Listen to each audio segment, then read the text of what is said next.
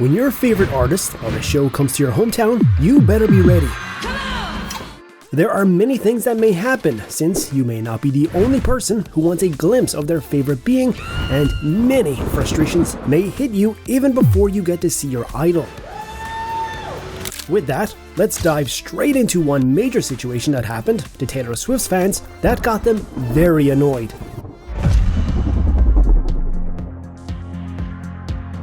Taylor Swift, on the 1st of November, announced a 27-day tour trip across 20 US cities, running from March to August next year.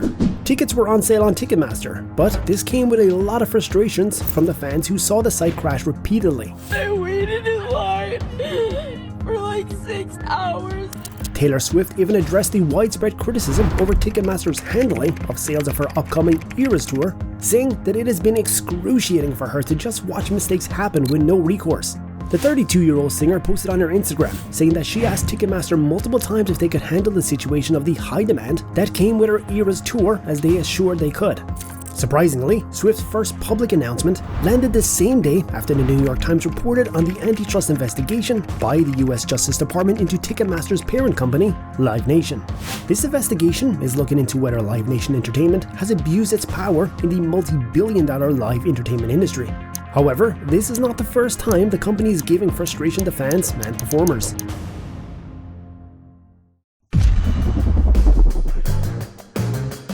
Earlier this year, Harry Styles announced that he would bring his Love on Tour shows back to the US. He announced this return following the May release of his latest album, Harry's House, but the fans were frustrated after the inaccessibility to access tickets from Ticketmaster. This is because the tickets were either too expensive or just unavailable. Similarly, Radiohead's fans were equally frustrated by Ticketmaster's failing online system that kept them out of their show in New York on October 11th. They demanded that Ticketmaster overhaul their system in order to avoid such problems from arising again. A 20-minute segment with John Oliver on the Last Week Tonight Show explained why it was hard to get tickets these days. Ticketmaster is one of the most hated companies on earth. The base of the argument was that Ticketmaster, the largest ticket broker, and its parent company, Live Nation, is to blame for the price gouging and withholding of tickets. The Last Week Tonight Show segment explained why prices for tickets were so expensive. It reported basically 3 reasons why people are paying more for tickets today. That's more than the cost of the ticket itself! The first is that the average ticket prices more than tripled even before hitting the resale market, partially due to the increasingly elaborate productions for major arena tours. Second, the fees that are tacked on to each other can be as high as 78% of the ticket price. This is because the fees are divided among promoters, artists, venues, and of course Ticketmaster. Last, and the biggest reason why it's almost impossible to score a ticket, is that Ticketmaster holds back as much as 90% of the tickets to the secondary market. These include credit card companies, artist fans club, promoters, and radio stations.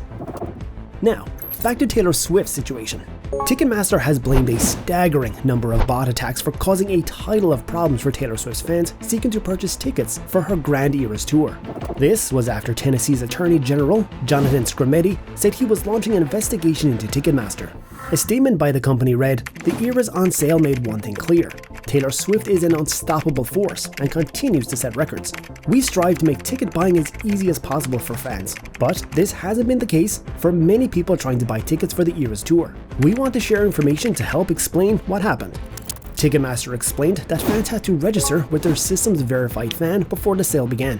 This was meant to help manage the high-demand shows and identify real humans from bots. This is after the site issued a statement blaming bots and fans without invite codes, causing unprecedented traffic to 4 times the normal amount, 3.5 million users, as such, causing the site to crash repeatedly. The huge number for Taylor Swift's tour suggests that the artist team needed to add dates, doubling the tour and number of tickets as to accommodate everyone who needed to go to the shows. According to Ticketmaster, the verified fan invite code has been able to work in the past, as they have been able to manage the volume of fans coming to the site to purchase the tickets. However, for Taylor Swift, the demand has broken records, and parts of the website with so much attention, hence disrupting the reliability and predictability, which is the hallmark of the verified fan platform. Historically, according to Ticketmaster, around 40% of invited fans usually show up and buy tickets, mostly purchasing on average of 3 tickets. As such, in Taylor Swift's case, around 1.5 million people were invited to participate in the on-sale for all 52 show dates, while the remaining 2 million verified fans were out on the waiting list. And although it takes around an hour for Ticketmaster to sell through a stadium show, according to the company, some fans had to wait a long time in queues, as some sales were slowed down and others pushed back to stabilize the system. A statement by Ticketmaster said that they were working day and night to improve the ticket buying experience, especially for the high demand sales that continually set new limits for Ticketmaster. This was important for them, as the biggest venues and artists turned to them for being the leading ticket seller of tickets, with the leading technology in the world. Now, even after all these complaints and criticisms about their site, what did Ticketmaster do afterward? Ticketmaster doesn't want any bad blood with Taylor Swift and her fans. As such, the company offered a formal apology to the singer and her legions of fans, known as Swifties, following the disastrous ticket sales of the Eras tour. Along with a lengthy link to how fans were shut out of purchasing tickets, the company tweeted, "We want to apologize to Taylor and all of her fans, especially those who had a terrible experience trying to purchase tickets. We feel we owe it to everyone to share some information to help explain what happened." Taylor Swift spoke out about the cancellation of the Ticketmaster public sale. In a statement on her Instagram page, the 32-year-old singer said, "Well, it goes without saying that I'm extremely protective of my fans. We've been doing this for decades together, and years. I've brought so many elements of my career in the house." Surprisingly, despite the lengthy time of waiting for the tickets, over 2 million tickets were sold on Ticketmaster for Taylor Swift, the most tickets ever sold for an artist on a single day. You can imagine how many could have been sold if Ticketmaster systems were running smoothly. Up next, let's take a look at how to score cheaper tickets. It's common sense that when the demand for something is high, automatically the prices will rise. As such, finding affordable tickets could be challenging. However, apps like Game Time and SeatGeek are good available options for those wishing to book last-minute seats. Although, even with these apps, the issue is unlikely to improve in the near future, as inflation around the world has increased the costs. Further, jobs have been cut short, especially after the pandemic. However, a group of lawmakers is proposing legalization that will change how Ticketmaster works. They argue that Live Nation has too much control over the industry. They even urged President Joe Biden to launch an investigation into the ticket broker's monopoly after the merging of Ticketmaster and Live Nation in 2010. Therefore, for now, fans' ability to enjoy their favorite artists' live shows remains a really big challenge. Well, that marks the end of our video. If you like this video, please make sure to hit that like button and subscribe to our channel.